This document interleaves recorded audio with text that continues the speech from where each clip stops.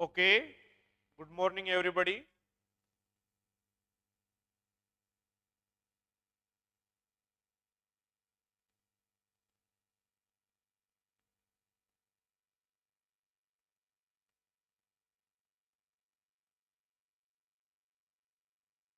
नमस्ते भाई। तो अपन CSIR नेट की क्लास में लास्ट क्लास में स्पेरिकल कोऑर्डिनेट सिस्टम पढ़ रहे थे। क्लास को अब आगे कंटिन्यू करते हैं। और स्पेरिकल कोऑर्डिनेट सिस्टम में आपने सबसे पहले कोऑर्डिनेट्स की डेफिनेशन डिफाइन की थी। आर थीटा फाई किस प्रकार से मेजर किए जाते हैं उनके बारे में सीखा था। आपने लेंथ एलिमेंट कैलकुलेट किया था, देन आपने सरफेस एलिमेंट, देन आपने वॉल्यूम एलिमेंट कैलकुलेट किया था। वेलोसिटी एक्सेलरेशन के बारे में बात की थी। और जो रिलेशन था कार्टेशियन कोऑर्डिनेट सिस्टम और स्पेरिकल कोऑर्डिनेट सिस्टम में अपन ने डिफाइन किया था, इनके यूनिट वेक्टर्स के बिटवीन अपन ने रिलेशंस डिफाइन किए थे। ओके, ये कार्यक्रम अपन कर चुके थे। और आइए आगे बढ़ते हैं। ठीक है, अब इससे रिलेटेड कुछ क्वेश्चंस यहाँ पे करते हैं। लिखिए question. Calculate the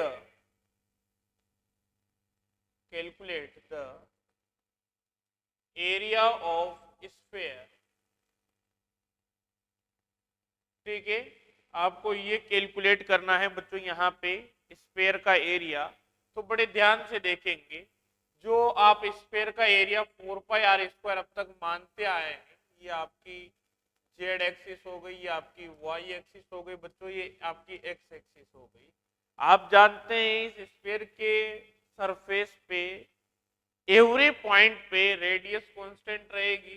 small are बराबर आप कैपिटल आर लिखेंगे। तो एरिया एलिमेंट जो लिखा जाएगा बच्चों डीएस आर लिखा जाएगा, and that is equals to R square sine theta D theta D phi. और यहाँ पे आर के, तो डीएस आर केवल मैग्नीट्यूड की ही बात करें तो स्मॉल आर बराबर कैपिटल आर, और यहाँ पे साइन थीटा डी फाइव लिख दिया जाता है। No problem sir. Then area जो होगा बच्चों यहाँ पे डबल इंटीग्रेशन ऑफ डीएसआर कर देंगे। तो इस सरफेस एरिया यहाँ से आर स्क्वायर को आपने बाहर निकाल दिया, और यहाँ पे साइन थीटा डी फाइव लिख दिया। थीटा की लिमिट की अगर बात करें तो 0 से पाई लगेगी बच्चों, और ये फाइव की लिमिट 0 से 2 पाई लगती है। सो ए बराबर आर स्क्वायर आपने लिखा साइन थीटा डी थीटा और डी फाइव, तो डी फाइव का यहाँ पे 2 पाई आ जाएगा बाहर, और साइन थीटा डी थीटा 0 से पाई को जब आप इंटीग्रेट करेंगे तो इसकी वैल्यू 2 आएगी। सो यहाँ पे एरिया आप देख सकते हैं 4 पाई आर स्क्वायर आ जाता है। तो यहां से आप इजीली कैलकुलेट कर सकते हैं। अब तक आप डायरेक्ट लिखते आए थे, कर लीजिए नोट।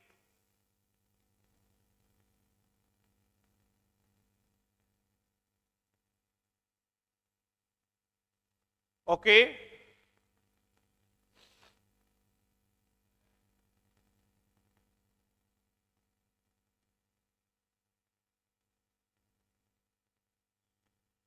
आप इसी प्रकार से वॉल्यूम भी कैलकुलेट कर सकते हैं।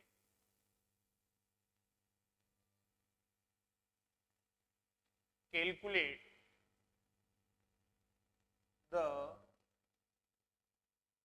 Volume of sphere.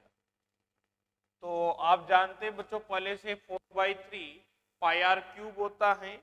अब यहाँ पे स्पेरिकल कोऑर्डिनेट सिस्टम में आप वॉल्यूम एलिमेंट लिखा है R square sine theta D R D theta और डी फाइव। आपको आर रेडियस का स्फीयर बनाना है बच्चों। तो रेडियस की लिमिट जो लगेगी वो 0 टू कैपिटल आर लगेगी। थीटा की जो लिमिट लगेगी 0 से पाई लगेगी, और फाई की लिमिट जो लगेगी बच्चों 0 से 2 पाई लगेगी। तो यहां से वॉल्यूम एलिमेंट आ जाएगा बच्चों ट्रिपल इंटीग्रेशन डी टू, और यहाँ पे लिखा जाएगा 0 से कैपिटल आर 0 से पाई और 0 से 2 पाई, और यहाँ पे R square sine theta D theta और डी फाइव। बच्चों साइन थीटा डी फाइव की जो वैल्यू होती है वो अगर 0 से पाई 0 से 2 पाई लिमिट है तो याद कर लीजिए 4 पाई आंसर आएगा उसका। तो और यहाँ पे आर स्क्वायर का आर क्यूब बाई 3, तो यहाँ पे आर क्यूब बाई 3 जीरो से कैपिटल आर लिमिट लगी, और यहाँ पे जीरो से पाई, और यहाँ पे जीरो से 2 पाई, और यहाँ पे sine theta D theta D phi, इस टर्म की वैल्यू हमेशा 4 पाई आती है। तो कैलकुलेट भी कर सकते हैं आप, मैंने करवाया है ऊपर अभी, तो 4/3 यहाँ पे पाई आर क्यूब आ जाता है, ये आपका वॉल्यूम आ जाता है बच्चों। अब थोड़ा सा अपन आगे बढ़ते हैं इसमें, और यहाँ पे ऑक्टेंट के लिए बात करते हैं, ठीक है, कि ऑक्टेंट का सरफेस एरिया कितना होगा डिफरेंट डिफरेंट सरफेस के लिए, अगर आपको कैलकुलेशन करनी है। ये इंपॉर्टेंट भी है क्योंकि इससे आपका थोड़ा स्फेरिकल कोऑर्डिनेट सिस्टम में R cap theta cap phi cap किस प्रकार से डिफाइन होते हैं इनका थोड़ा आइडिया मिलेगा, इसलिए क्वेश्चन कराने से पहले इनको कराना बहुत जरूरी, ठीक है। अब यहाँ पे कैलकुलेट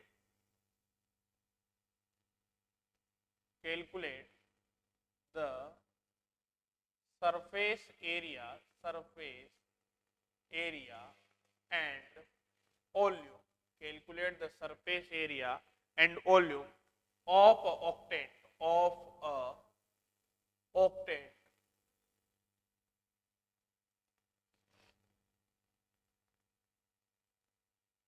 ठीक है भैया। तो बच्चों जो ऑक्टेंट होता है, ध्यान से सुनिएगा, जो ऑक्टेंट होता है 1/8 पार्ट ऑफ स्पेयर होता है। पहले स्पेयर को बीच में से 2 पार्ट में काट देंगे तो आपको हाफ बाउल मिल जाएगा, और उस हाफ बाउल को पहले एक बार ऐसे काटा, फिर इस प्रकार से काटा, तो जो एक पार्ट निकल के आएगा आप घर पे भी काट सकते हैं, ये आपका स्पेयर है। इसको पहले आप बीच में से काटेंगे, बीच में से काटने पे आपको इस प्रकार का दिखाई देगा, तो इसको पहले इस प्रकार से काटेंगे, फिर इस प्रकार से काटेंगे, ठीक है।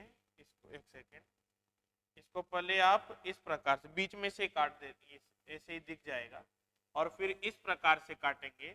तो यहाँ पे आप देख पा रहे होंगे बच्चों, ये वाला जो पार्ट है,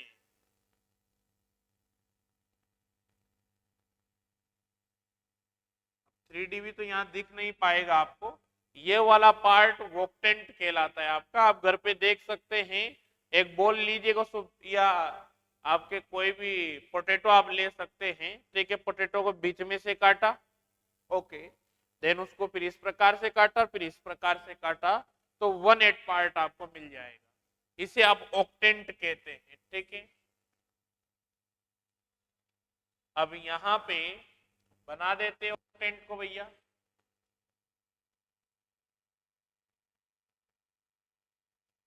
इस प्रकार से ऑक्टेंट का फॉर्मेशन होता है, ठीक है। This is x axis, this is Y axis and this is Z axis, this is the origin point, एंड ये रेडियस आपकी आर है। इसका सरफेस एरिया कैलकुलेट करना है स्टूडेंट्स आपको, तो ध्यान से देखिएगा, यहाँ पे ये रीजन, एक तो ये रहा पार्ट आपका शेडेड रीजन, कि 4 इसमें सरफेसेस होगी, एक आपकी ये सरफेस हो गई, इस प्लेन की सरफेस है तो इस प्रकार से दिखा देते हैं, ठीक है, और एक आपकी ये सरफेस हो गई,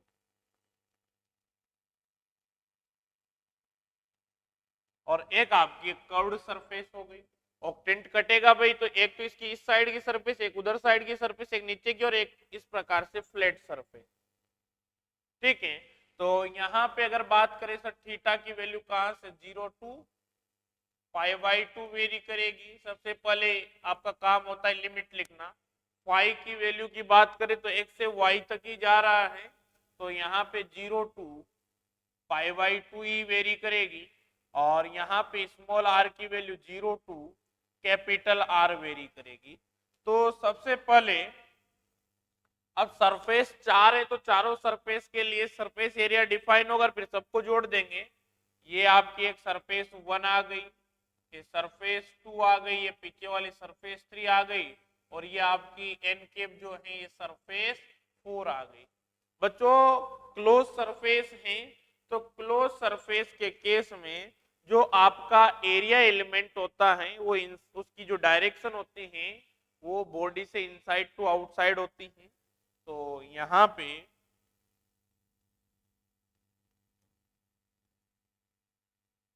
एरिया वेक्टर की डायरेक्शन परपेंडिकुलर होगी, इधर यहाँ पे एरिया वेक्टर की डायरेक्शन नीचे की ओर होगी, इधर इसमें पीछे की ओर होगी और ये परपेंडिकुलर बाहर की ओर होगा। This is surface 1, surface 2, surface 3 and surface 4। Okay, तो यहाँ पे सरफेस एरिया, तो एरिया की बात की आपने,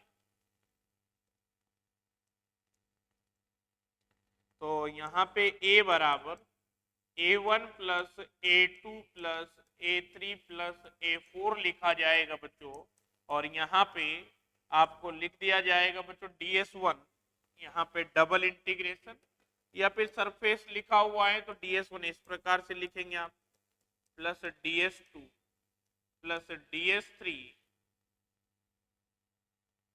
प्लस DS4। बच्चों आप इसका सब जानते हो कि डायरेक्ट आप लिख सकते हो, ये क्वार्टर सर्कल बने हुए हैं तो आप ऐड करके लिख सकते हैं, बट अपना इंटरेस्ट उसमें नहीं है कि ये क्वार्टर सर्कल सर, ये क्वार्टर सर्कल है, क्वार्टर सर्कल और ये ऑक्टेंट का 1/8 पार्ट है। बट अपना इंटरेस्ट जो है उसमें देखिए कि अपने को स्पेरिकल कोऑर्डिनेट सिस्टम का यूज करते हुए करना है। मेरा यहाँ पे ज्योमेट्री का एरिया कैलकुलेट कराना आपका पर्पज नहीं है, मेरा पर्पज है यहाँ पे कि स्पेरिकल कोऑर्डिनेट सिस्टम को किस प्रकार से इंप्लीमेंट किया जाता है, वो इंप्लीमेंटेशन आप सीखे। ओके, तो यहाँ पे आइए सरफेस 1 के लिए बात करते हैं। फॉर सरफेस 1, तो यहाँ पे DS1 की आप बात करेंगे बच्चों, तो सबसे पहले यहाँ पे एरिया एलिमेंट डिफाइन कीजिए। बच्चों ये सरफेस 1 है और सरफेस 1 पे कौन सा कोऑर्डिनेट कांस्टेंट है? सर इस पूरी की पूरी सरफेस पे अगर मैं पॉइंट को डिफरेंट डिफरेंट पोजीशन पे लेता हूं, जैसे मैंने पॉइंट यहाँ पे लिया तो इसकी रेडियस कुछ होगी, थीटा कुछ होगा, बट सर जब मैं इस वेक्टर का प्रोजेक्शन लूंगा एक्स वाई प्लेन में तो इसी एक्सिस के अलोंग आएगा हमेशा। क्यों? क्योंकि सर ये एक्स एक्सिस है और यहाँ पे जेड एक्सिस है, और इस प्लेन की बात कर रहे हैं अपन, सरफेस 1 का मतलब है मेरे इस हैंड को आप जेड एक्सिस मान लीजिए, इसको आप एक्स एक्सिस मान लीजिए, ठीक है। तो इस प्रकार की सरफेस है, सरफेस कैसी? ऐसी। अब यहाँ पे कोई भी पॉइंट लेंगे आप तो उसका एक्स वाई प्लेन में कंपोनेंट इसी हैंड के अलोंग आएगा, आएगा नहीं आएगा? बिल्कुल आएगा सर, कहीं पे भी ले लीजिए। बट सर आर और थीटा तो चेंज हो सकते हैं, अभी यहाँ है तो आर अलग है थीटा अलग है, यहाँ होगा तो आर अलग होगा थीटा अलग होगा, ठीक है। तो सर यहाँ पे जो प्रोजेक्शन है उसका एक्स एक्सिस के साथ बनने वाला जो एंगल है वो फाई बराबर कांस्टेंट है, ठीक है, और यहाँ पे फाई बराबर 0, ठीक है भैया। और इस पॉइंट पे अगर आपको डायरेक्शन देखनी एरिया वेक्टर की तो परपेंडिकुलर बाहर की ओर होगा, बिल्कुल होगा सर। तो उसमें खैर अपना इंटरेस्ट इतना नहीं, फिर भी मैं बता देता हूं कि यहाँ पे बाहर की ओर होगा, और यहाँ पे आप जानते हो फाई कैप की जो डायरेक्शन है भाई, यहाँ पे इस प्रकार से ही तो सर्कल बनेगा। ये आपकी जेड एक्सिस है, ये आपकी वाई एक्सिस है, ये आपकी एक्स एक्सिस है। तो यहाँ पे कंपोनेंट जो आएगा एक्स एक्सिस के अलोंग हमेशा यही आएगा, यहाँ पे कोई भी वेक्टर लेंगे तो यही आएगा, और डायरेक्शन जो है बच्चों काउंटर क्लॉकवाइज मेजर होती है। तो हमेशा इस पॉइंट पे डायरेक्शन जो एक्स एक्सिस है इस पॉइंट पे फाई कैप की डायरेक्शन इसी प्रकार से रहेगी, क्योंकि फाई कैप की जो डायरेक्शन आप लेते हैं ये काउंटर क्लॉकवाइज लेते हैं, जबकि यहाँ पे जो डायरेक्शन एरिया की वो माइनस फाई कैप होगी। बट यहाँ पे जरूरत इसलिए नहीं पड़ रही है क्योंकि आपको केवल एरिया ही कैलकुलेट करना है। हाँ, अगर यहाँ पे सरफेस इंटीग्रेशन ए डॉट डीएस कैलकुलेट किया जाता और वेक्टर फील्ड दिया हुआ होता तो फिर आपको डॉट प्रोडक्ट करने के लिए एक्चुअल में इसकी जरूरत पड़ती डायरेक्शन की, and it is important, that's why I am talking about the direction. चारों केसेस में ही करूंगा, यूज नहीं है तो भी डिस्कशन कर रहा हूं, क्योंकि इस पॉइंट पे फाई कैप की डायरेक्शन तो काउंटर क्लॉकवाइज होगी, बट रूल तो ये कहता है कि भाई फाई कैप की डायरेक्शन तो अपने आप ही रहेगी, इस एरिया एलिमेंट की जो डायरेक्शन है वो अंदर से बाहर की ओर होगी, inside to outside, that is minus phi cap. तो यहाँ पे जो डायरेक्शन होगी वो माइनस का फाई केप आएगी। तो लिखना चाहें तो आप लिख सकते हैं, तो यहाँ पे ds फाई, तो यहाँ से ds फाई का मतलब है dlr dl थीटा, तो यहाँ पे आप लिखेंगे r dr d थीटा और माइनस का यहाँ पे लिखा जाएगा फाई के। This is the direction of area vector. Okay, no problem. Then यहां से आप ds 1 लिख देंगे बच्चों r dr d थीटा, तो यहां से a1 आ जाएगा बच्चों ds, और यहाँ पे r dr d theta, r की लिमिट 0 टू कैपिटल R है बच्चों, और d थीटा की लिमिट 0 से पाई बाई 2 है। तो यहाँ से a1 बराबर r स्क्वायर बाई 2 आ गया, और यहाँ पे पाई बाई 2 आ गया, तो यहाँ पे पाई r स्क्वायर बाई 4 आ गया। सिमिलरली सरफेस 2 और सरफेस 3 के लिए होगा कार्यक्रम। तो यहाँ पे for surface 2, for surface 2, surface 2 के लिए बात कर लीजिए भैया। सर ये रही सरफेस 2। सर यहाँ पे सरफेस 2 तो जेड एक्सिस के साथ बनने वाला एंगल है अभी सरफेस 2, सर ये वाला पार्ट है। अगर यहाँ पे बात करें तो सर ये वाला पार्ट सरफेस 2, ये रहा अपना सरफेस 2। ठीक है, तो इस पे कोई भी अगर मैं पॉइंट लेता हूं तो कोई भी पॉइंट मैंने यहाँ लिया उसके लिए आर अलग होगा, फाई अलग होगा, यहाँ लिया उसका आर अलग होगा, फाई अलग होगा। बट सर ये एक्स वाई प्लेन में है प्लेन, तो ये जेड एक्सिस के साथ 90 डिग्री एंगल बनाएगा, तो थीटा बराबर यहाँ पे हमेशा 90 डिग्री एंगल आएगा। और थीटा कैप की डायरेक्शन भी सर्कल इस प्रकार से बनेगा, तो इस पॉइंट पे थीटा कैप की डायरेक्शन भी नीचे की ओर ही होगी। बिल्कुल सर, जब यहाँ पे थीटा कैप की डायरेक्शन नीचे की ओर है और ज्योमेट्री भी यही कहती है इनसाइड टू आउटसाइड होनी चाहिए, मतलब एरिया वेक्टर की डायरेक्शन भी थीटा कैप में ही होगी। तो थीटा बराबर यहाँ पे आपने 90 लिख दिया। थोड़ा सा समझने में आपको कॉम्प्लिकेटेड लग सकता है, बिकॉज आप फर्स्ट टाइम ही कोऑर्डिनेट सिस्टम को डील कर रहे होंगे बहुत से बच्चे, तो निश्चिंत रहिए, नॉर्मल सी बातें हैं।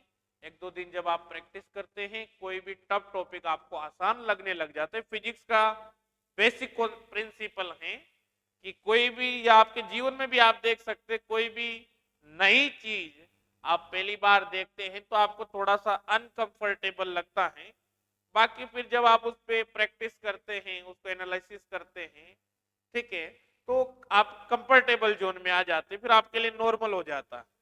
ठीक है, अब थीटा बराबर 90 हो गया, और यहाँ पे ds थीटा बराबर, अब बच्चों यहाँ पे dlr dl फाई लिखा जाएगा, और dl फाई में याद कीजिए r sin थीटा आ रहा है, थीटा बराबर 90 पे 1, तो यहाँ पे r dr d फाई, तो यहाँ से a2 बराबर 0 से कैपिटल R, 0 से पाई बाई 2, और यहाँ पे r dr d फाई आपने लिखा। सो a2 बराबर बच्चों same to same integration solve कर रहे हैं तो पाई आर स्क्वायर बाई 4 आ जाता है। ठीक है भैया, और यहीं पे मैंने सरफेस 2 के लिए बात की, सरफेस 1 के लिए, सरफेस 3 के लिए भी साथ में ही बात कर लेते हैं। ऐसा इसलिए करें क्योंकि डायग्राम बना हुआ है यहाँ पे, इसलिए फॉर सरफेस 3, सरफेस 3, सरफेस 3 के लिए बात करें बच्चों यहाँ पे, तो ध्यान से देखिएगा, सरफेस 3 और 4 के लिए यहीं पे बात कर लेता हूं। ठीक है,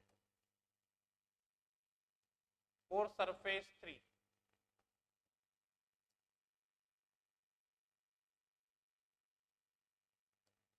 सरफेस 3 यहाँ पे अगर आप देखें तो बैकवर्ड सरफेसेस हैं, और इस पूरी की पूरी सरफेस, ये पूरी की पूरी वाई जेड प्लेन है, वाई और जेड, तो इसको अगर आप बनाना चाहें तो इस प्रकार से बना हुआ है, this is Y axis and this is Z axis, ये है बच्चों ये एक्चुअल। तो आप भी जानते हैं सर एक्स एक्सिस है, एक्स एक्सिस हमेशा वाई जेड प्लेन के साथ 90 डिग्री के एंगल पे रहेगा, मतलब यहाँ पे कुछ भी कह लीजिए सर फाई की वैल्यू 90 डिग्री होगी।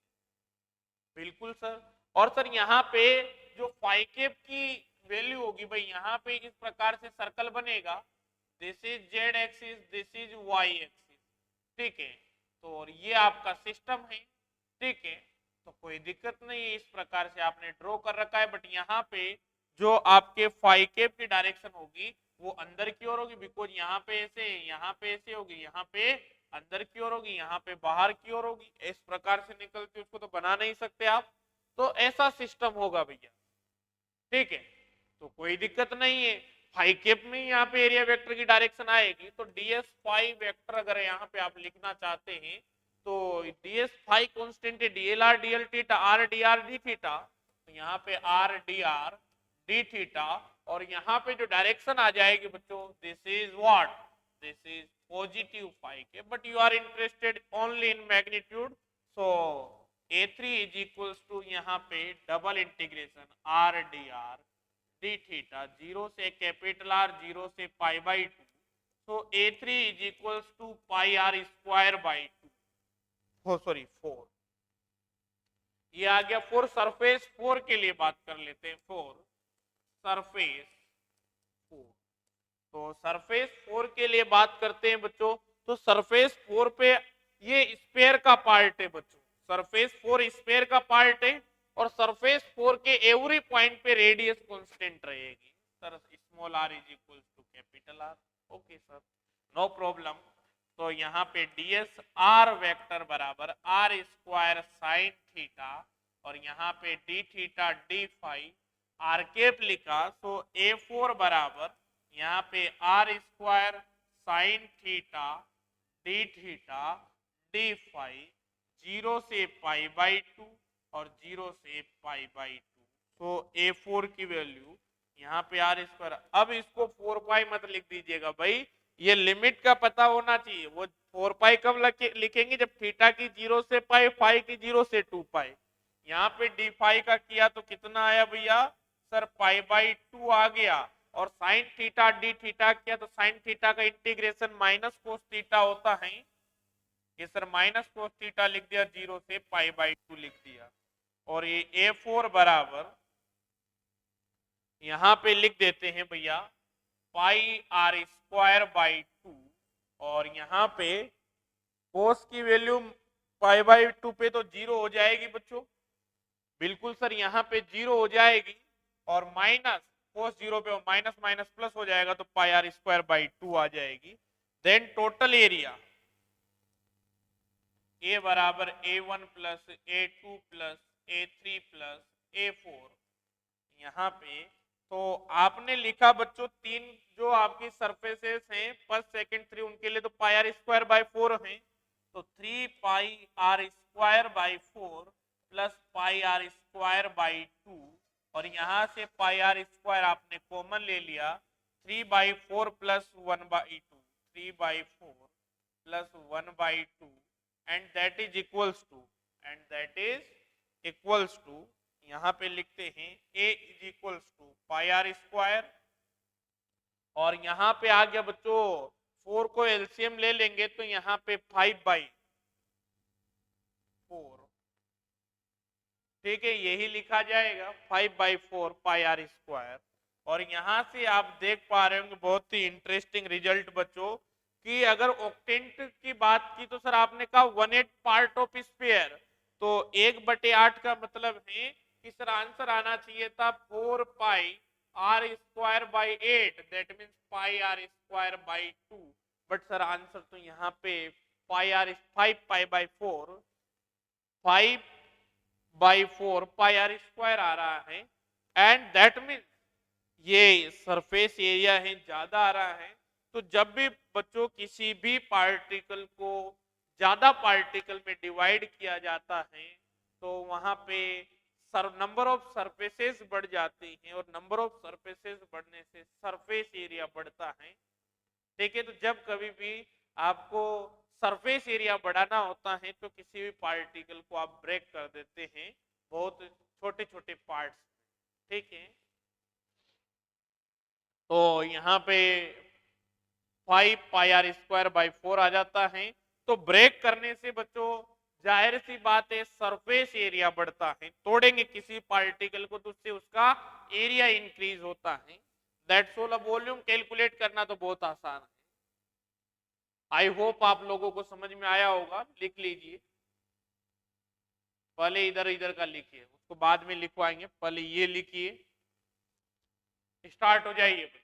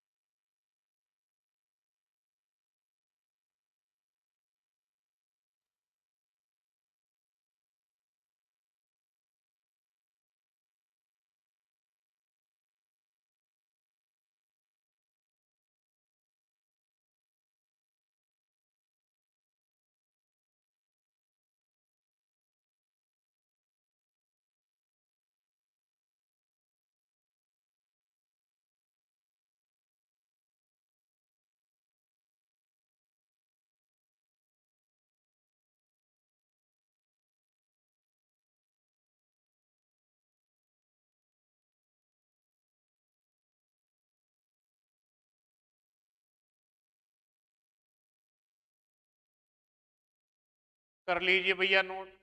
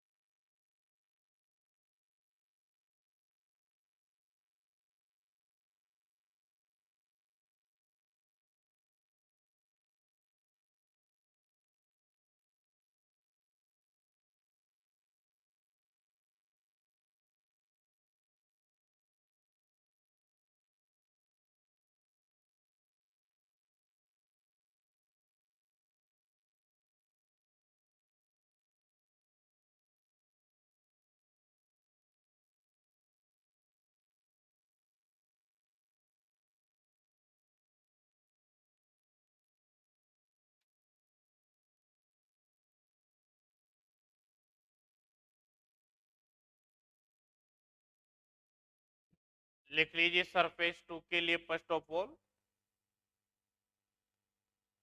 फिर अपन आगे बढ़ेंगे।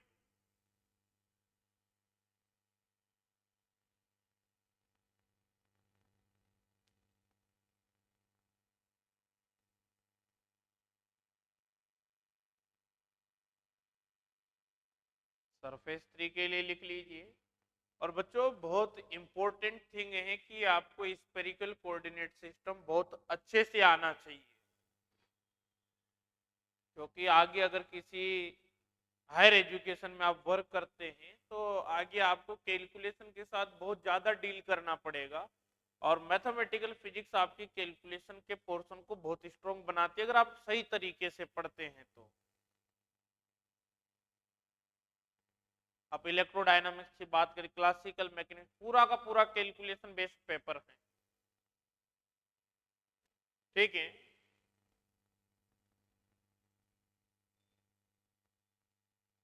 सरफेस फोर के लिए आपने बात कर ली।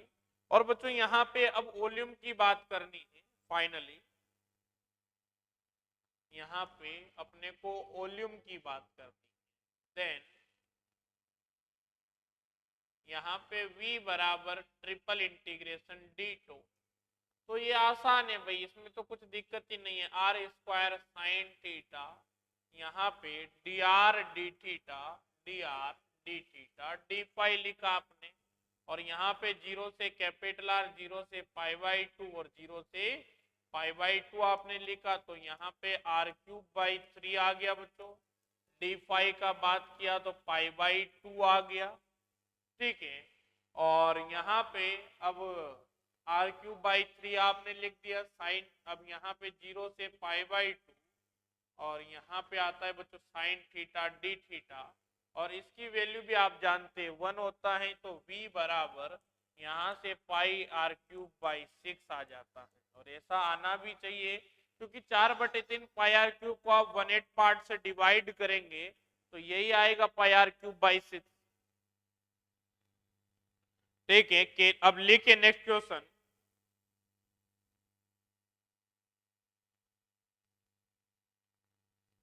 बहुत ही शानदार प्रश्न है। कैलकुलेट, ये सब डेविड जी ग्रिफिथ के क्वेश्चन है बच्चों। ठीक है, मेरी इच्छा है कि ग्रिफिथ के क्वेश्चंस में आपको करवा दूं। Calculate the area and volume, calculate the area and volume of ice cream cone, ice cream cone. ठीक है, तो बच्चों आइसक्रीम कोन है, ध्यान से देख लीजिएगा। This is Z axis. भाई आइसक्रीम कोन भी टू टाइप के आते हैं आपके। ये वाला आइसक्रीम कोन, ठीक है भाई। एक तो आता है सीधा आपका फ्लैट, अगर इसको मैं हटा दूं यहाँ से, डिलीट कर दूं तो ऐसा, तो इस कोन की अपन बात नहीं कर रहे, अपन बात कर रहे हैं इस कोन की। ठीक है, अब आइसक्रीम के तो आप शौकीन है। ठीक है भैया, तो यहाँ पे this is Z axis, this is Y axis and this is x axis, और जेड एक्सिस के साथ जो ए एंगल है ये थीटा है। आपको कैलकुलेशन करनी है बच्चों। आप जानते हैं कि यहां से आपका रेडियस का मेजरमेंट होता है, तो इसको अपन ने कैपिटल आर दिया हुआ। ओके, ठीक है, इस प्रकार से आपको गिवन। अब बच्चों यहाँ पे फर्स्ट ऑफ ऑल आपको एरिया कैलकुलेट करना है। अब इसका एरिया कैलकुलेट करने के लिए एक तो ये वाला पार्ट है, इसको आप A1 बोल दीजिए, एक इसका ये वाला पार्ट है। टू टाइप की सरफेसेस से मिलके यहाँ पे कोन का फॉर्मेशन हो रहा है। This is the ice cream cone, softy भरी हुई है भैया। ठीक है, तो इन दोनों, अब आपको ये देखना है कि सर कौन सी सरफेस पे कौन सा कोऑर्डिनेट कांस्टेंट है, क्योंकि जो कोऑर्डिनेट कांस्टेंट है उसी के अलोंग आपका एरिया एलिमेंट लिखा जाएगा। That's all.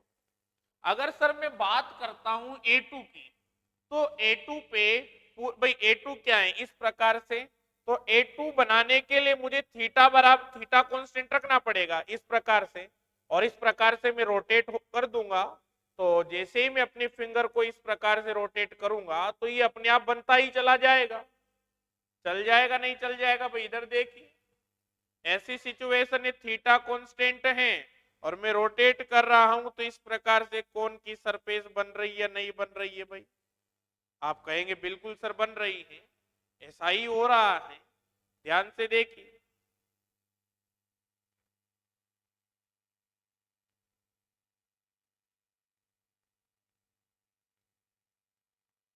ठीक है, तो यहाँ पे थीटा कांस्टेंट है। और सर इसको बनाने के लिए, तो सर यहाँ पे इस आर रेडियस की, जो आपकी आर रेडियस है, अगर इसको आप रोटेट करेंगे, भाई सर ये आर है तो ये भी आर ही है। इसी प्रकार की सिचुएशन, ये आपका एरिया है बच्चों, ये सर स्पेयर है। अब ये आर है, तो आर तो ये भी है या नहीं है? स्पेयर के केस में ऐसा ही होता है। तो स्पेयर में से इतना पार्ट अपन ने कट कर लिया है, इस पार्ट को, बाकी पार्ट जो है अपना उसको अपन ने मिटा दिया है इस प्रकार। एक सेकेंड,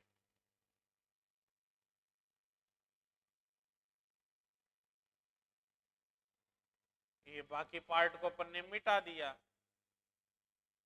ठीक है, तो ये पार्टी तो है, अलग थोड़े ही है। अब इसी को नहीं, हमें नहीं मिटाना सर, तो इसको बढ़ा दीजिए भैया, स्पेयर बन जाएगा। ठीक है, तो ये सिचुएशन आपके पास है यहाँ पे। तो बढ़ते आगे और यहाँ पे सोल्व करते हैं भैया इसको। सबसे पहले यहाँ पे एरिया कैलकुलेट करते हैं, और एरिया ए बराबर यहाँ पे A1 प्लस A2 आ जाता है। ठीक है भैया, आइए आगे बढ़ते हैं। और यहां पे अपन लिखते हैं for surface one, surface one. और सरफेस वन के लिए बच्चों जब आप बात करेंगे तो स्मॉल आर बराबर कैपिटल आर कांस्टेंट रहने वाला है। और यहाँ पे अगर आप बात करते हैं बच्चों वेरिएबल की, तो थीटा जो है वो 0 से थीटा ही वेरी करेगा। और यहाँ पे स्मॉल आर है वो 0 से कैपिटल आर वेरी करेगा। ठीक है, फाई जो यहाँ पे है अगर आप चाहें तो फाई यहाँ पे 0 से 2 पाई वेरी करेगा, उसको कोई रोक टोक नहीं। ठीक है, इस प्रकार से वेरिएशन आएंगे। स्मॉल आर बराबर बच्चों कैपिटल आर है, तो यहां से डीएल आर, भाई यहाँ पे डीएस आर सॉरी, यहाँ पे आप सरफेस एलिमेंट लिखेंगे डीएस आर बराबर, तो डीएस आर बराबर डीएल थीटा डीएल फाई लिखा जाता है। That means R square sine theta, R square sine theta D theta D phi यहाँ पे लिखा जाएगा। तो ये तो आर स्क्वायर हो गया, डी फाई की बात करें बच्चों तो 2 पाई हो गया। और यहाँ पे 0 से theta sine theta D theta आ गया। This is d s r. यहाँ पे ये A1 हो गया भैया, ये आपने A1 लिख दिया है। और A1 बराबर यहाँ पे 2 पाई आर स्क्वायर आपने लिखा, साइन थीटा को इंटीग्रेट किया आपने तो ये माइनस का कोस थीटा आया। और यहाँ पे 0 से थीटा लिमिट लगी, सो A1 बराबर 2 पाई आर स्क्वायर। अगर मैं लिमिट को अप डाउन कर देता हूं, लोअर लिमिट को अपर लिमिट, अपर लिमिट को लोअर लिमिट, मतलब लिमिट को इंटरचेंज करते माइनस साइन एब्जॉर्ब हो जाएगा। और यहाँ पे 1 माइनस कॉस थीटा लिखा जाएगा। ठीक है, and that is our equation number 1 for surface 2। यहाँ पे अपन बात करते हैं फॉर सरफेस 2। और सरफेस 2 के लिए बात करते हैं बच्चों, तो यहाँ पे सरफेस 2 पे थीटा बराबर थीटा कांस्टेंट रहने वाला है। और यहाँ पे डीएस थीटा बराबर, आपको केवल यही देखना होता है कौन सी सरफेस पे कौन सा कोऑर्डिनेट कांस्टेंट है। दैट मींस क्वेश्चन हो गया सो, फिर दिक्कत नहीं है। अब आपको पता लग गया कि जो इस प्रकार की सरफेस है उस पे थीटा कांस्टेंट है, और जब सर थीटा ही कांस्टेंट है तो कोई दिक्कत नहीं है। डीएस थीटा बराबर डीएल आर डीएल फाई होता है। तो यहाँ पे सर आर साइन थीटा और यहाँ पे डी आर डी फाई लिखा जाएगा भैया। अब थीटा का तो कुछ कर ही नहीं सकते, आर साइन थीटा तो आर साइन थीटा ही रहेगा, तो यहाँ पे साइन थीटा तो साइन थीटा ही रहेगा। और यहाँ पे जब आप A2 की बात कर रहे हैं तो यहाँ पे डी आर, यहाँ पे R D are D phi, और यहाँ पे 0 से कैपिटल आर, 0 से आपने 2 पाई लिखा है भैया। ओके, नो प्रॉब्लम सर, इस प्रकार से आपने लिखा। तो A2 बराबर यहाँ पे साइन थीटा लिखा, यहाँ पे आर स्क्वायर बाई 2 लिखा, और यहाँ पे डी फाई की बात की तो यहाँ पे 2 पाई लिखा। ठीक है, तो यहाँ पे A2 बराबर पाई आर स्क्वायर, यहाँ पे अपन ने साइन थीटा, इस प्रकार से लिखा है अपन ने सिचुएशंस को। ठीक है भैया, तो ये A1 आ गया, ये A2 आ गया। सरफेस 1 के लिए बात हो गई, सरफेस 2 के लिए बात हो गई। ठीक है, अब यहाँ पे दोनों को ऐड कर दीजिए, दैट्स ऑल, हो गया क्वेश्चन। तो यहाँ पे A बराबर A1 प्लस A2 बराबर यहाँ पे आ जाएगा बच्चों पाई आर स्क्वायर, दोनों में तो कॉमन ले लेंगे, और यहाँ पे 2 माइनस 2 कोस थीटा, और यहाँ पे प्लस का साइन थीटा आ जाता है भाई। इस प्रकार से आप लिख देते हैं, इसको आपने नोट कर लिया।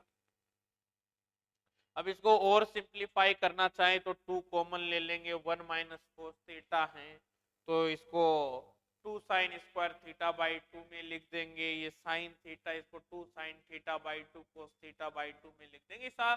चाहे तो आप लिख सकते हैं, अदरवाइज इतना लिखना आई थिंक सफिशिएंट है। बाकी तो ट्रिग्नोमेट्री है, मैथमेटिक्स से कितना ही आप अप्लाई कर लीजिए। तो एक बार नोट कर लीजिए, वॉल्यूम कैलकुलेट करेंगे फिर। ठीक है, कर लीजिए भैया नोट। और आई होप आपको बहुत बढ़िया से समझ में आया होगा, कमेंट करके बताएंगे।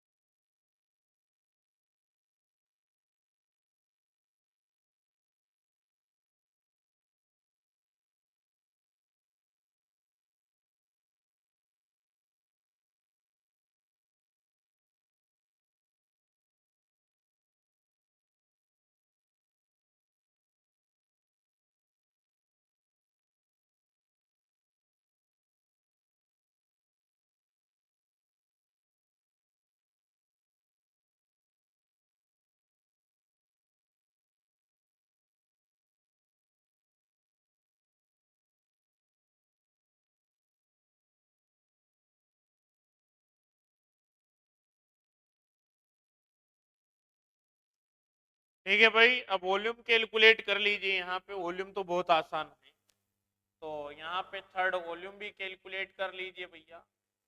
तो वॉल्यूम बराबर तो सर यहाँ पे triple integration r square sine theta D R D theta D phi ही करना होता है, दैट्स ऑल। और सर यहाँ पे लिमिट लग जाएगी 0 से आर, थीटा की 0 से थीटा लगेगी, 0 से इसकी 2 पाई लगेगी। ठीक है, तो यहाँ पे आर क्यूब बाई 3 आ गया सर, फाई की यहाँ पे 2 पाई आ गया। और साइन थीटा की बात करें बच्चों तो सर यहाँ पे माइनस का कोस थीटा आएगा, और लिमिट को चेंज कर देते हैं, अगर इंटरचेंज कर देते हैं तो 1 माइनस कोस थीटा लिखा जाएगा। ठीक है, तो यहाँ पे 1 minus cos theta, so v is equals to यहाँ पे 2 पाई आर क्यूब बाई 3, और यहाँ पे 1 माइनस कोस थीटा लिख दिया जाता है। This is the volume of the ice cream कोन। अगर बच्चों यहाँ पे फ्लैट कोन होता, जैसा कि मैंने आपसे कहा कि कोन इस प्रकार का होता, ठीक है, और आपसे कहा जाता कि इसका वॉल्यूम कैलकुलेट कीजिए, देन आप स्पेरिकल कोऑर्डिनेट सिस्टम का यूज करके इसका वॉल्यूम कैलकुलेट नहीं कर सकते, क्योंकि आप 0 से आर लिमिट लगाते, और जैसे ही ये 0 से 2 पाई वेरी करता, तो ये अपने आप ये वाला एरिया भी अपने साथ लेके चलता, ये वाला एरिया भी अपने साथ लेके। तो आप अगर आपसे फ्लैट कोन का वॉल्यूम पूछा जाए तो आप स्पेरिकल कोऑर्डिनेट से सॉल्व नहीं कर सकते, फिर इसको सोल्व करने के लिए अपने को सिलेंड्रिकल कोऑर्डिनेट सिस्टम की जरूरत पड़ेगी। तो सर कंक्लूजन क्या निकल रहा है ये बताइए आप। तो कंक्लूजन ये निकल रहा है कि स्पेरिकल बॉडीज में तो आप स्पेरिकल कोऑर्डिनेट सिस्टम अप्लाई करेंगे, और जो सिलेंड्रिकल ज्योमेट्रीज हैं उनमें आप सिलेंड्रिकल कोऑर्डिनेट सिस्टम अप्लाई करेंगे, दैट्स ऑल। तो इससे चीजें आपकी आसान हो जाएगी, बजाय कार्टेशियन कोऑर्डिनेट से कैलकुलेशन करने के। ठीक है, आइए आगे बढ़ते हैं। अब ऐसे बहुत सारे क्वेश्चंस बन सकते हैं बच्चों, तो इतना टाइम आपके पास भी नहीं है कि बहुत सारे क्वेश्चंस केवल कोऑर्डिनेट सिस्टम पे ही करें। मैंने बहुत बढ़िया बढ़िया प्रॉब्लम्स आपको बताई हैं, और आज की क्लास लगेगी और एक क्लास और लगेगी बच्चों इसमें, जिसमें फिर मैं आपको जनरल प्रॉब्लम्स को सोल्व करवाऊंगा। ठीक है, और फिर अपन नया टॉपिक स्टार्ट करेंगे। तो बढ़े आगे, हेडिंग डालिए बच्चों सिलेंड्रिकल कोऑर्डिनेट सिस्टम, हेडिंग डालेंगे cylindrical coordinate system, cylindrical coordinate system. ठीक है, बहुत ही ध्यान से एक एक चीज को समझते हुए आगे बढ़ेंगे। ठीक है भैया, तो आइए सिलेंड्रिकल कोऑर्डिनेट सिस्टम की बात करते हैं। तो बच्चों यहाँ पे सिलेंड्रिकल कोऑर्डिनेट सिस्टम में जो कोऑर्डिनेट्स लिए जाते हैं वो रो, फाई और जेड लिए जाते हैं। जेड तो बच्चों वही है जो आप पहले पढ़ते आए हैं कार्टेशियन कोऑर्डिनेट सिस्टम में। रो और फाई को डिफाइन करेंगे, फाई आपने स्पेरिकल में डिफाइन किया, वही एजीमुथल एंगल ही है, वही रो का एक्स एक्सिस के साथ काउंटर क्लॉकवाइज डायरेक्शन बनने वाला एंगल है। बट सर यहाँ पे रो को डिफाइन कीजिए, बिकॉज रो इज इंपॉर्टेंट, और आपने सिलेंडर कंसीडर किया, तो बच्चों सिलेंडर की जो रेडियस होती है वो होती है रो, दिस इज रो। तो सिलेंडर की एक्सिस से उसके सरफेस के बिटवीन की जो परपेंडिकुलर डिस्टेंस होती है, उस परपेंडिकुलर या मिनिमम डिस्टेंस को आप रेडियस ऑफ द सिलेंडर बोलते हैं। ठीक है, तो आइए बच्चों डिफाइन करते हैं इसे यहां पे।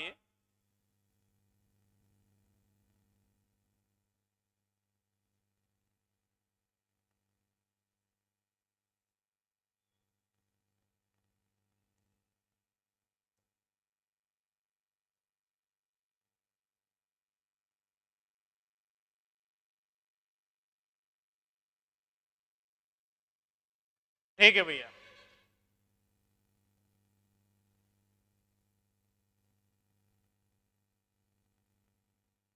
इसकी एक्सिस हो गई भाई, ये आपकी वाई एक्सिस हो गई, ये आपकी एक्स एक्सिस हो गई। This is your X axis, this is Y axis and this is Z axis. ठीक है बच्चों, यहां पे और ये चाहें तो अपन यहाँ पे सर्कल भी बना सकते हैं, ये अपन ने सर्कल बना दिया। ठीक है, तो यहाँ पे बच्चों ये जो रेडियस है ये रो है। ठीक है, यहाँ पे भी आप दर्शा सकते हैं बच्चों, ये भी रो ही है। ठीक है, और इस रो का एक्स एक्सिस के साथ बनने वाला काउंटर क्लॉकवाइज डायरेक्शन में एंगल है फाई, जिसे आप एजीमुथल एंगल कहते हैं, और जेड तो एज इट इज नहीं सही। तो यहाँ पे रो जो है बच्चों radius of the cylinder, radius of the cylinder, of the cylinder. ध्यान रखिएगा बच्चों, यहाँ पे रो पोजीशन वेक्टर नहीं है, यहाँ पे रो पोजीशन वेक्टर नहीं। अगर आपको कोई पॉइंट का पोजीशन वेक्टर डिफाइन करना है देन आपको वो आर और जेड कैप के फॉर्म में डिफाइन हो। कैसे डिफाइन होगा मैं बताऊंगा अभी। ठीक है, तो rho is the radius of cylinder, phi is azimuthal angle, azimuthal angle between rho and x axis in counter clockwise direction, counter clockwise। आपके मन में एक विचार आ रहा होगा, सर ये रो एक प्रकार से आर साइन थीटा काम नहीं कर रहा। बिल्कुल ये आर साइन थीटा का ही काम कर रहा है। जो रो है आपका ये आर साइन थीटा का ही काम कर रहा है, क्योंकि रो जो है हमेशा एक्स वाई प्लेन में ही रहेगा यहाँ पे। ठीक है, और यहाँ पे बच्चों same as in Cartesian coordinate system, Cartesian coordinate system. ठीक है, अगर बच्चों मुझे कोई पॉइंट पी के लिए पोजीशन वेक्टर लिखना है तो मैं रो केप प्लस यहाँ पे जेड केप लिखता हूं। This is the position vector. बच्चे के कंफ्यूज रहते हैं बहुत सी बार, तो इसको मैं लिखवा ही दिया हूं। जैसे मुझे यहाँ पे बच्चों कोई पॉइंट चाहिए तो मैं मेरा ये रो केप हो गया और जेड केप हो गया। This is the R vector. If you want to calculate then write that like that। ठीक है, vector triangle law of addition से लिखा गया है रो के प्लस जेड के। This is the position vector, और यहां से इसको डिफरेंशिएट करेंगे डायरेक्ट वेलोसिटी आ जाएगी। ठीक है, बहुत इंटरेस्टिंग है बच्चों। ठीक है, अब बच्चों सबसे पहले अपन बात करते हैं यहाँ पे, एक हो गया। सेकंड अपन लेंथ एलिमेंट की बात करते हैं। हालांकि पहला यही है पर बच्चे क्या है कंफ्यूज रहते हैं, तो मैंने लिखवा दिया है पहले ही। लेंथ एलिमेंट की बात कर लेते हैं। तो लेंथ एलिमेंट की बात करेंगे बच्चों तो रो फाई और जेड की बात आपको करनी पड़ेगी। ठीक है, तो रो फाई जेड की बात बिल्कुल करेंगे। आइए यहां पे ध्यान से देखेंगे।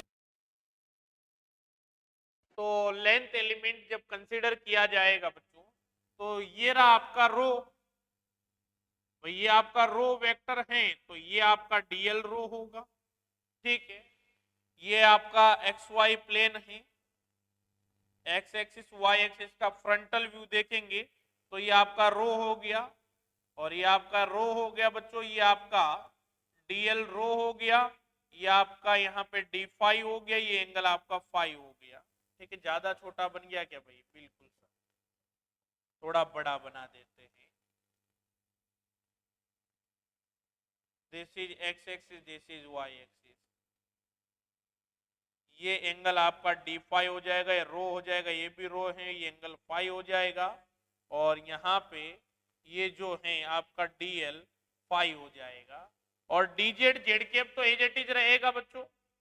ये आपका जेड है बच्चों, तो ये यहाँ पे डीएल जेड आ जाएगा। This is Z vector. So DL vector बराबर लिखा जाता है डीएल रो के प्लस डीएल फाई, फाई के प्लस डीएल जेड, और यहाँ पे जेड कैप लिखा जाता है। सिंस यहाँ पे डीएल रो बराबर जो लिखा हुआ है वो डी रो लिखा हुआ है। सर डीएल फाई की हम बार बार कैलकुलेशन कर चुके हैं। This is the arc and arc is what? The angle into radius. तो यहाँ पे रो डी फाई और यहाँ पे डीएल जेड बराबर आप चाहे तो डी जेड लिख सकते हैं। तो डीएल वेक्टर, यहाँ पे डीएल वेक्टर बराबर आ गया डी रो के plus rho D phi phi के प्लस डी जेड जेड के। That is our equation number 2। ठीक है बच्चों, सिमिलरली यहाँ पे थर्ड अपन लिख देंगे area element, area oblique surface element, surface element. Okay students, अगर आप यहाँ पे बड़े ध्यान से देखते हैं तो this is area element DS. अब बच्चों आपको तो कोई भी सरफेस पे क्या देखना होता है, कौन सा कोऑर्डिनेट कांस्टेंट है। अगर किसी सरफेस पे रो कांस्टेंट है तो डीएस रो वेक्टर डिफाइन होगा, और रो कांस्टेंट किस पे होती है, आपके सिलेंडर की सरफेस पे, क्योंकि सरफेस के एवरी पॉइंट पे रेडियस क्या होती है, कांस्टेंट होती है। दैट मींस क्या डिफाइन होगा, डीएल फाई डीएल जेड। तो यहाँ पे डीएल फाई और यहाँ पे डीएल जेड और डायरेक्शन रो केप आ जाएगी, तो rho D phi sorry rho D phi D Z, और यहाँ पे रो केप आ जाता है, यहाँ पे डीएस।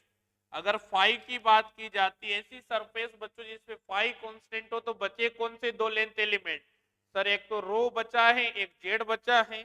तो यहाँ पे डीएल रो और डीएल जेड और डायरेक्शन फाई केप, तो बच्चों यहाँ पे D rho D Z phi cap आ जाता है। और यहाँ पे बच्चों डी एस, इस पे वेक्टर नहीं लगाएगा, लगा दिया। और यहाँ पे डी एस, जेड की बात करते हैं तो डीएल रो डीएल फाई, और बच्चों यहाँ पे आप लिख देते हैं फाई केप, यहाँ पे जेड केप। तो यहाँ पे आपका वैल्यू जो आएगा डीएल रो, तो यहाँ पे डीएल रो तो डी रो डीएल फाई की, यहाँ पे रो डी फाई, तो रो डी फाई, और यहाँ पे आ जाता है बच्चों आपका जेड।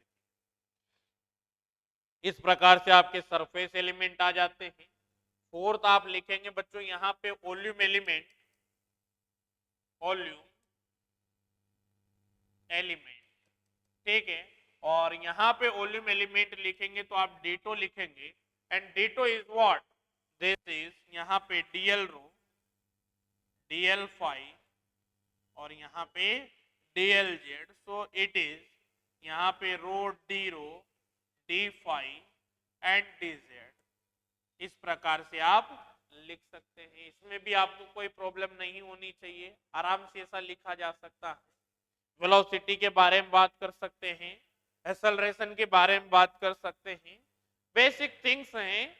ठीक है, बट वेलोसिटी और एक्सेलरेशन के बारे में बात अपन बाद में करेंगे।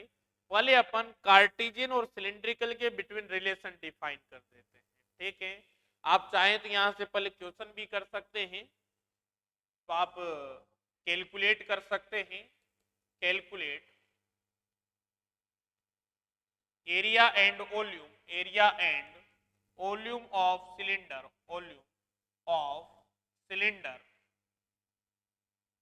ऑफ रेडियस जिसकी रेडियस कैपिटल आर है and height is capital H, and height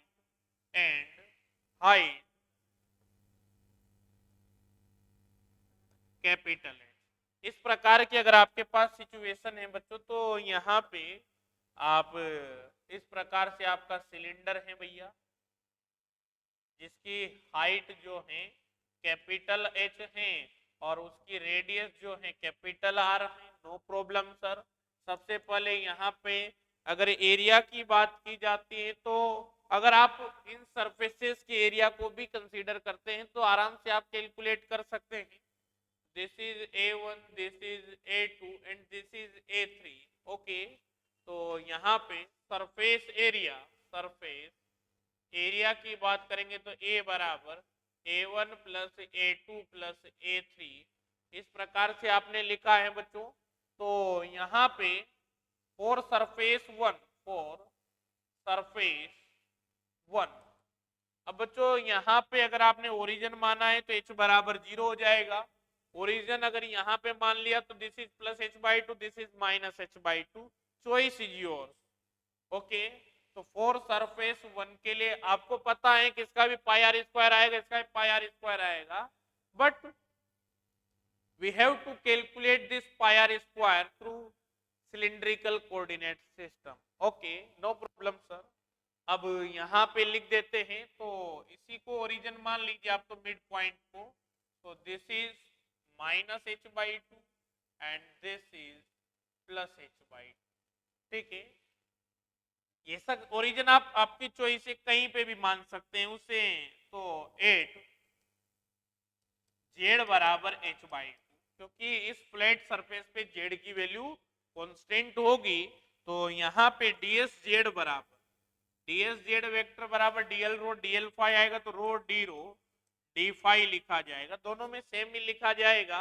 और यहाँ पे A1 की वैल्यू जो लिखी जाएगी बच्चों, यहाँ पे rho D rho D phi, और यहाँ पे लिमिट है बच्चों, वो रो की 0 से कैपिटल आर लगी हुई है, डी फाई की 0 से 2 पाई लगी हुई है, तो यहाँ पे रो स्क्वायर बाई 2 लिखा जाएगा, तो रो की वैल्यू कैपिटल आर है, तो आर स्क्वायर बाई 2 और ये 2 पाई, तो यहाँ पे पाई आर स्क्वायर आ जाएगा। ठीक है, similarly for surface 3, for surface 3, surface 3 के लिए बात करते, 8 जेड बराबर माइनस का एच बाई टू, तो यहाँ पे डीएस जेड बराबर रो डी फाइव, और यहाँ पे अब बच्चों इस सरफेस की अगर डायरेक्शन की बात करते हैं तो सॉलिड है, क्लोज सरफेस है, इनसाइड टू आउटसाइड, मतलब नीचे की ओर होगी, that is minus Z cap, it is important. ठीक है, तो यहाँ पे लिखेंगे बच्चों, यहाँ पे माइनस का जेड कैप।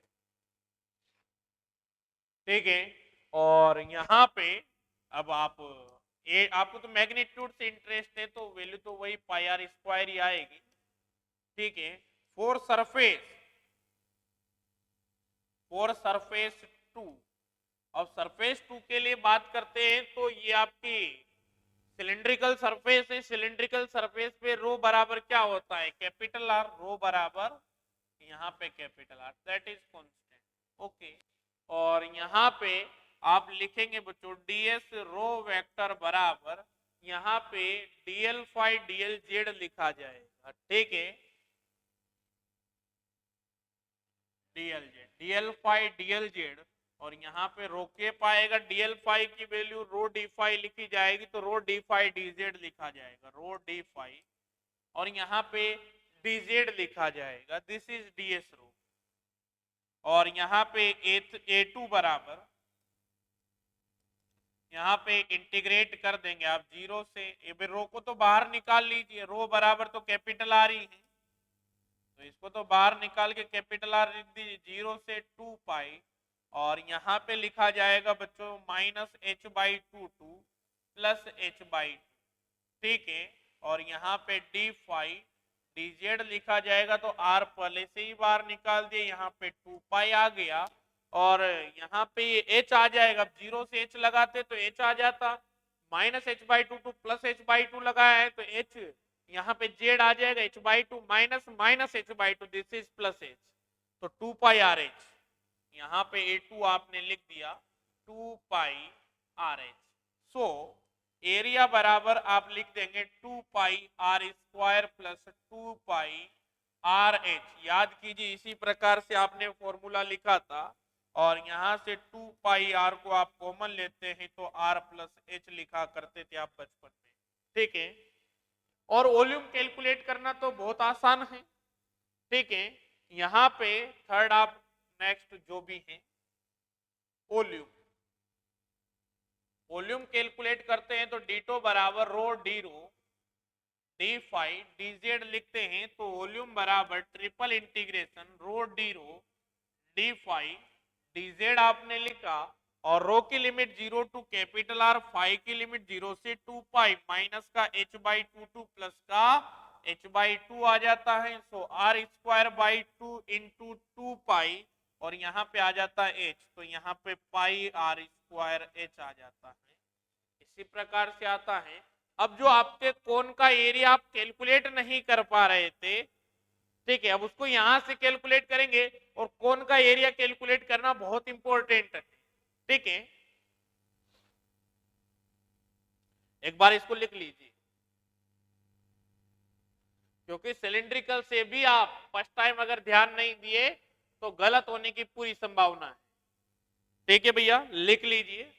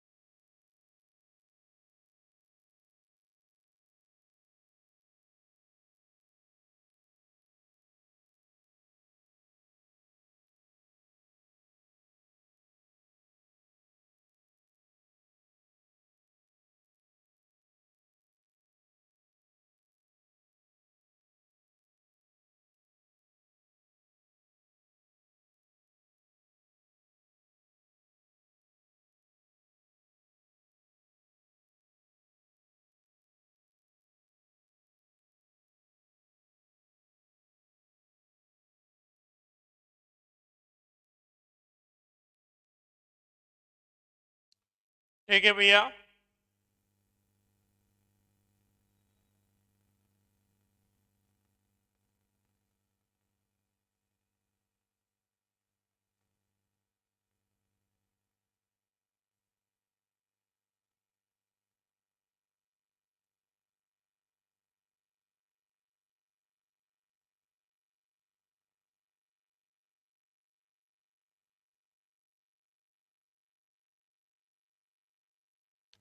ठीक है, लिखे question.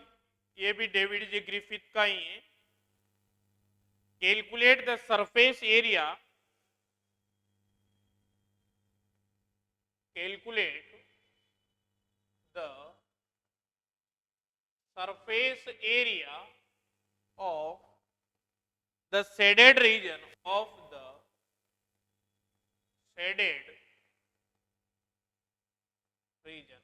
the shaded region as shown in figure, as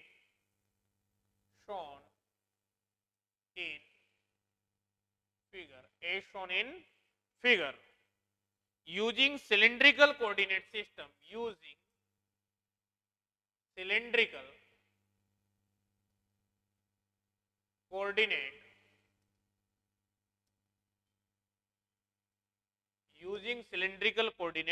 system। ठीक है, और शेडेड रीजन जो आपके पास है, this is x axis, Y axis and Z axis. Okay,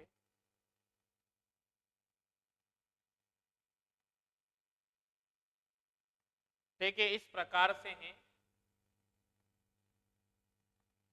ये आपका हॉरिजॉन्टल प्लेन है, ठीक है, और ये आपका वर्टिकल प्लेन।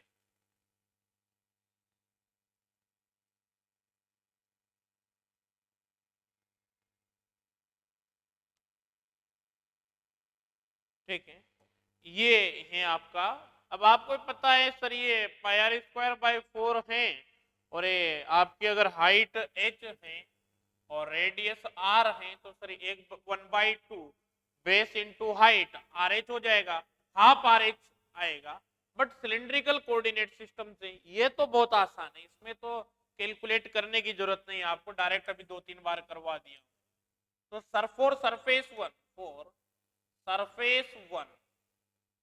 सरफेस वन के लिए बात करता हूं, तो यहाँ पे सिलिंड्रिकल कोऑर्डिनेट सिस्टम में क्या कांस्टेंट रहेगा सर, जेड बराबर 0, और जेड बराबर 0 तो डीएस जेड बराबर कितना आता है, डीएल रो, डीएल फाई तो rho D rho D phi आता है, ठीक है। तो यहाँ पे डीएस जेड बराबर, यहाँ पे आप लिख देंगे बच्चों, यहाँ पे तो A1 लिख दीजिए फाइनली। तो A1 बराबर, इसको सोल्व करेंगे तो पाई आर स्क्वायर बाई 4 आ जाएगा, that is our equation 1। For surface 2 के लिए बात करते हैं। अब सरफेस 2 के लिए अगर आप बात करते हैं बच्चों, तो वाईजेड प्लेन में यहाँ पे बच्चों आप जानते कौन सा कोऑर्डिनेट कांस्टेंट रहेगा, रो तो अलग अलग होगी बच्चों, यहाँ से मेजर होगी तो रो यहाँ पे अलग आएगी, यहाँ पे अलग आएगी, यहाँ पे अलग आएगी रो, ठीक है। जेड भी वेरी कर रहा है बट यहाँ पे फाई कांस्टेंट है, क्योंकि रो का एक्स एक्सिस के साथ बनने वाला जो एंगल होगा वो हमेशा π/2 ही रहेगा, ठीक है। तो फाई बराबर π/2। तो यहाँ पे सर आप बोल रहे थे तो जटिल है, इससे आसान तो कुछ नहीं, अभी पता लगेगा। तो ds फाई बराबर यहाँ पे आपने लिख दिया बच्चों सर ds फाई बराबर dl रो dz, तो यहां से डी रो dz आपने लिख दिया। अब यहाँ पे आपको कैलकुलेट करना है भैया एरिया A2। अब A2 आप कैलकुलेट करेंगे तो इंटीग्रेशन डी रो dz लिखेंगे। अब बच्चों यहाँ पे सबसे इंपॉर्टेंट थिंग आ जाती है कि इन डी रो dz की लिमिट कैसे लगे, क्योंकि अगर मैं 0 से कैपिटल और 0 से कैपिटल H लगा दूंगा तो यहाँ पे क्या बन जाएगा, इस प्रकार से रेक्टेंगल बन जाएगा। But we have no rectangle, we have triangle. That means यहाँ पे आर और जेड एक दूसरे पे, रो और आपका जेड है एक दूसरे पे डिपेंड करता है, और वो डिपेंडेंसी आपको यहाँ पे बतानी पड़ेगी। ये इंडिपेंडेंट इंटीग्रेशन नहीं है, दिस इज डिपेंडेंट इंटीग्रेशन। अब यहाँ पे ध्यान से देखिएगा, अगर बच्चों यहाँ पे अपन जैसे स्ट्रिप काटा करते थे, आप इस प्रकार से स्ट्रिप ले लेते थे, तो यहाँ पे इसकी लोअर लिमिट को तो आप एक बार वेरी करवा देते थे, और इसकी अपर लिमिट इसके अकॉर्डिंग चेंज, भाई एच की अगर लोअर लिमिट की बात करें तो 0, और अपर लिमिट इस लाइन के अलोंग चेंज हो रही है। इस लाइन के कोऑर्डिनेट क्या है 0,0, और यहाँ पे क्या है भैया सर, यहाँ पे अगर हम बात करते रो फाई जेड है, बट अपन तो रो और जेड में ही अगर अपन देखते हैं बच्चों, तो यहाँ पे r, h दिए हुए हैं, क्योंकि इस पॉइंट के कोऑर्डिनेट है r,0। ठीक है, केवल सिंपली देखने के लिए है, नहीं तो अगर आप फाई लिखना चाहे तो फाई बराबर π/2 लिख दीजिए, फिर एक्चुअल में आपका सिलिंड्रिकल कोऑर्डिनेट सिस्टम दिख जाएगा आपको। तो r,h है, बट अपना इंटरेस्ट यहाँ पे इस लाइन की इक्वेशन डिफाइन करना है, बिल्कुल। तो बच्चों अगर मैं यहाँ पे एंगल की बात करता हूं, अगर इस एंगल को मैं थीटा बोल देता हूं फिलहाल, तो टेन थीटा बराबर, और यहाँ पे जेड अपॉन आर, तो जेड अपॉन रो लिखा मैंने, बिल्कुल सर, बराबर में आगे चल के क्या लिखूं, परपेंडिकुलर अपॉन बेस, तो कैपिटल एच अपॉन आर। अब मेरे को जेड और रो में रिलेशन पता लग गया, जेड बराबर कैपिटल एच अपॉन आर, और यहाँ पे क्या आ गया, रो आ गया, बिल्कुल सर ऐसा ही आना चाहिए। तो ये रिलेशन है यहाँ पे जो आपको यूज करना पड़ेगा। तो रो की लिमिट वेरी करा दीजिए, अब रो की लिमिट 0 से कैपिटल आर वेरी करा दीजिए, और जेड की लिमिट आप जो वेरी कराएंगे 0 से, जेड की लिमिट आप 0 से upper limit h upon capital R into rho. ठीक है, तो पहले यहाँ पे 0 से कैपिटल R, अब dz डील होगा, dz को डील करेंगे आप तो h अपॉन कैपिटल R, यहाँ पे रो आ जाता है और यहाँ पे डी रो आ जाता है। ठीक है, इस प्रकार से यहाँ पे लिख दिया जाता है और यहाँ पे h अपॉन R और यहाँ पे rho square by 2 0 to capital R। और बच्चों यहाँ पे A2 बराबर h अपॉन R और यहाँ पे R स्क्वायर बाई 2, तो यहाँ पे 1/2 HR आ जाता है और यही आपको चाहिए था, 1/2 HR ही आना चाहिए। ठीक है, कर दिया आपने। ठीक है, वॉल्यूम भी यहाँ पे सो एरिया, तो एरिया कितना आ गया, बस यही कॉन्सेप्ट था इसमें। ठीक है, तो यहाँ पे pi are square by 4 plus 1/2 HR आप लिख देते हैं। This is the whole area. Okay, no problem sir. और यहाँ पे अब आप लिखते हैं इस प्रकार से, आपने लिख दिया। देन नेक्स्ट यहाँ पे आपको वॉल्यूम के, यहाँ पे एरिया ही है, वॉल्यूम तो आएगा नहीं, केवल एरिया था, तो एरिया आपने कैलकुलेट कर दिया। ठीक है, लिख लीजिए, क्योंकि ओपन सरफेस है, ओपन सरफेस का वॉल्यूम नहीं डिफाइन होता है।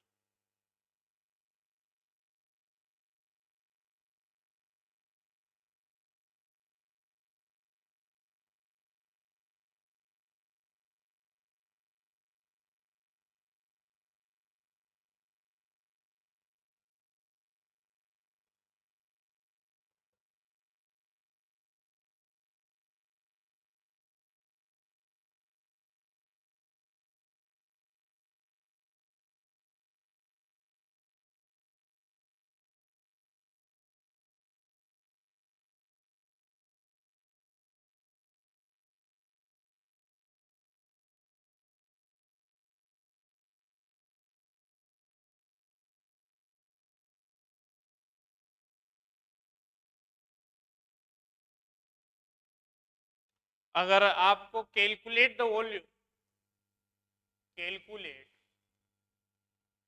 द वॉल्यूम ऑफ कोन, अगर कोन का वॉल्यूम कैलकुलेट करना है देन कैसे करेंगे आप, तो ध्यान से देखिए भैया। दिस इज जेड एक्सिस और यहाँ पे इस प्रकार से आपका कोन है। ठीक है,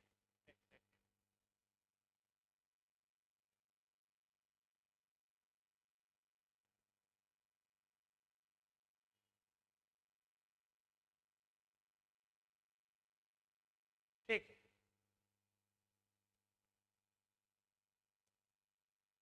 X axis, this is x axis, this is Y axis, this is Z axis, ये आपको दिया हुआ है। अब बच्चों अपने को इसका वॉल्यूम कैलकुलेट करना है, तो बिल्कुल सर कर सकते हैं। अब यहाँ पे इस प्रकार से आप देखें अगर, तो ये 0, ये हाइट इसकी कैपिटल एच है, और रेडियस की अगर आप बात करते हैं बच्चों, तो रेडियस इसकी कैपिटल आर है। ठीक है, देन यहाँ पे डीटो बराबर जो लिखा जाएगा rho D phi D Z लिखा जाएगा, तो v बराबर triple integration rho D phi D Z.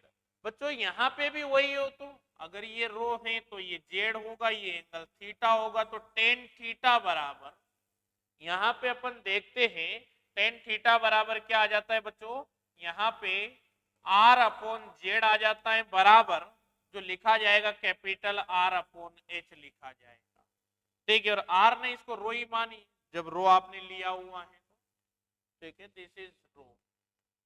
ठीक है, तो यहाँ पे भी ये रो ही आ जाएगा। ठीक है, रो बाई जेड। अब यहाँ पे लिमिट अपने को लगानी है।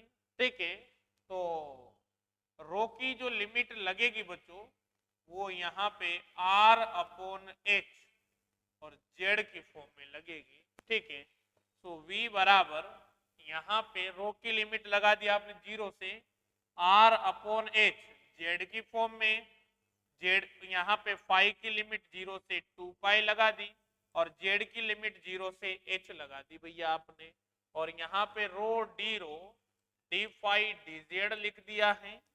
सो v बराबर यहाँ पे आपने लिख दिया डी फाई को तो बाहर निकाल दीजिए तो इंडिपेंडेंट है 2 पाई की फॉर्म में, और सबसे पहले रो का किया तो rho square by 2, rho square by 2 0 से यहाँ पे आर जेड अपॉन एच, और यहाँ पे बच्चों डीजेड लिखा हुआ है 0 से कैपिटल एच लिमिट है।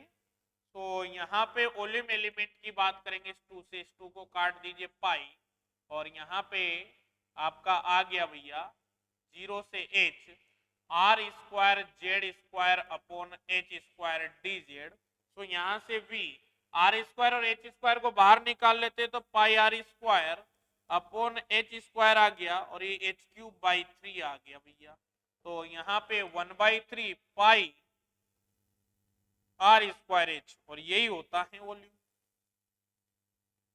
कर लीजिए नोट।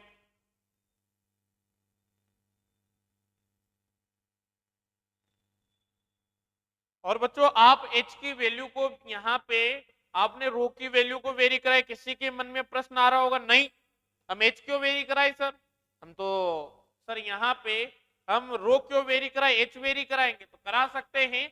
जब आप h वेरी कराएंगे तो h की लोअर लिमिट फिर इसके अकॉर्डिंग चलेगी, तो फिर यहाँ पे z की जो मिनिमम वैल्यू आएगी वो z की मिनिमम वैल्यू बराबर लिखा जाएगा रो अपॉन यहाँ पे कैपिटल R इंटू एच। भाई z बराबर, भाई जेड आपको जेड की मिनिमम वैल्यू रखनी पड़ेगी तो capital H upon capital R, और यहां पे रो, इस प्रकार से लिखा जाता।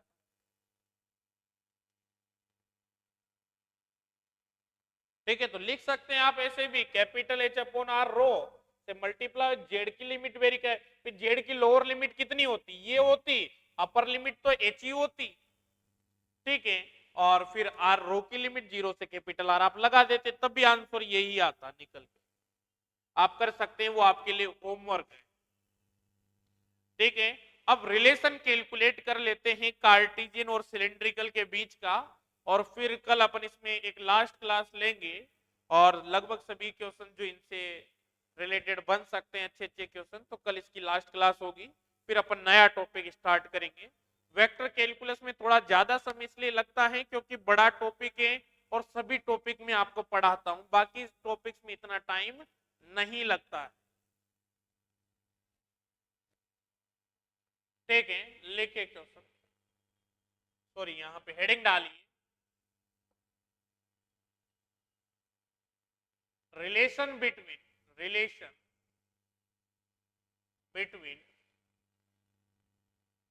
Cartesian and cylindrical coordinate system, cylindrical coordinate system, relation between Cartesian and cylindrical coordinate system। Okay, तो यहाँ पे